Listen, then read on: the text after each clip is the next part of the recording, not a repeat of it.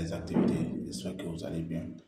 Voilà les fichiers de gestion que vous avez sur les réseaux sociaux. Dans ces fichiers-là, directement, si vous ouvrez les fichiers, vous allez voir directement, vous pouvez avoir les chiffres d'affaires de vos achats, les chiffres d'affaires de vos ventes et les bénéfices total, la vente, les ventes par jour, les bénéfices par jour. Et puis aussi, il y a les ventes du mois, les bénéfices du mois, les crédits avec les fournisseurs, les crédits avec les clients. Il y a aussi la partie dépenses, il y a des dépenses et les bénéfices réels. Bon, les premiers travaux que vous devez faire sur les fichiers, tout d'abord, vous allez donner les informations de votre boutique ici et vous allez renseigner les informations de votre boutique. Ça va vous permettre de mettre ces informations-là sur l'entête des factures automatiquement. Vous renseignez ça ici directement et vous allez, ça va mettre dans tous les factures, les reçus des clients et puis aussi les points de livraison. Et vous allez importer votre logo à l'aide de ces boutons-là pour importer vos logos. Bon, après ça, vous allez renseigner les bases de données, les articles que vous avez. Ça commence par les noms des articles, leur code stock, et puis leur alerte, leur stock minimal pour l'alerte. Vous allez mettre ça. Et la liste de vos clients, leur numéro de téléphone, leur adresse. Après ça, la liste de vos fournisseurs. Bon, ça, c'est pas obligatoire, mais on a mis ça pour les gens qui en ont besoin. La liste de vos fournisseurs, leur numéro de téléphone et leur adresse. Après ça, vous allez venir, il y a la partie utilisateur. Dans l'utilisateur, vous allez mettre les noms de votre passé. Pour accéder au fichier, il y a un code de connexion pour accéder au fichier. Bon, les noms de l'utilisateur, vous allez mettre les noms, mots de passe et les types.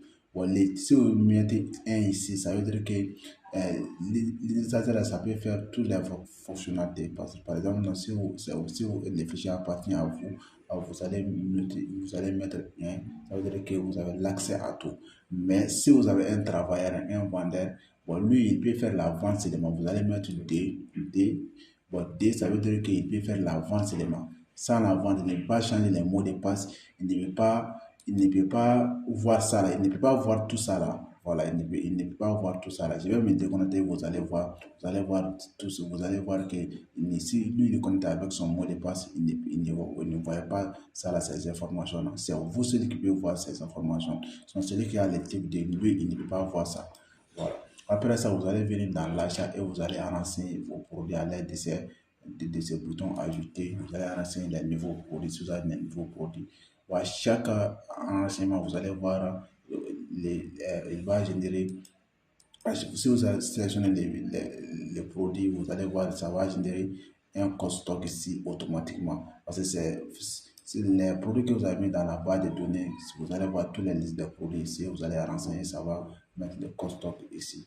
Et si le stock est là, il va montrer un, ça veut dire qu'il y a un autre stock qui est déjà enregistré. Bon, après ça, il y a des boutons modifier. Si vous avez l'erreur là sur l'enregistrement d'un produit, vous allez cliquer sur modifier pour modifier, comme vous voyez. Et puis aussi, il y a des boutons supprimer. Si vous cliquez sur supprimer, vous allez supprimer une ligne, vous cliquez sur supprimer et vous allez renseigner les mots de passe. On va mettre les mots de passe, on va donner ça ces mots de passe là si vous avez les fichiers. Bon, après ça, la partie vente aussi.